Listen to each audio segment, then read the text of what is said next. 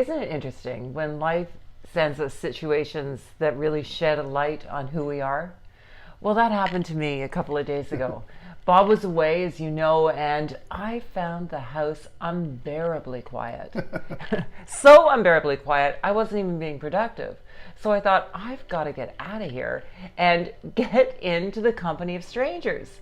So as I was walking to our local Starbucks, I just felt the weight of the world lifted off my shoulders. And who knew? So I walked into Starbucks and I could barely get a seat. And I think it was about 1:30 in the afternoon. And I thought, what is it about being in the company of strangers that we all find so comforting? So I did finally get a seat and I sat down in one of those community tables.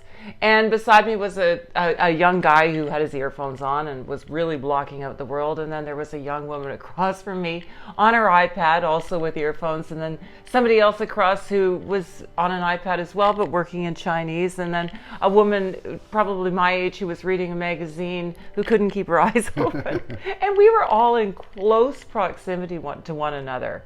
And, you know, Bob and I work really closely together, as you probably know. We spend 24 hours together, and it's probably a lot easier for Bob, or for me than it is for Bob. Bob being who he is. A little more easygoing. Yeah, a little bit more easygoing. Because, oh, heaven forbid, if something goes wrong with my computer, or I go, Bob, what's happening here, Bob? And I don't have a clue. And Bob just stays in total silence, hoping the storm will pass. But when I'm out in the company of strangers, I can't sort of say, Bob, although I have.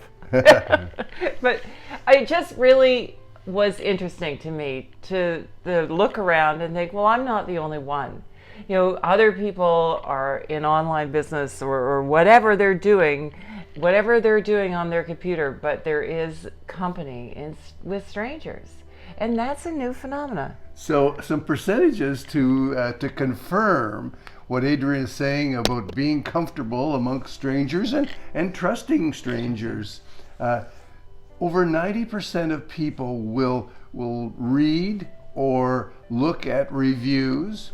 84% will trust those recommendations, and over 60% will act on these recommendations, all from strangers. And I guess that's a good thing. It can also be one that we have to be careful with. Another interesting thing is this: working with and trusting strangers. A psychologist, what was the name of the psychologist? Mario Small. Mario Small says that we all access or need information, and we're looking for information And advice. and Mario says that at times it's the information and advice we get from strangers that we trust. And that's most useful. And when I think of it, when we travel, I trust all the reviews, and then I still go somewhere to a vacation rental by owner and hope that it exists. But I do trust the advice of strangers. And you must trust the advice of strangers too, or you wouldn't be here listening to this video. So it is a new world, and that's the magic of the internet. That's where every one of us can have an impact in the world.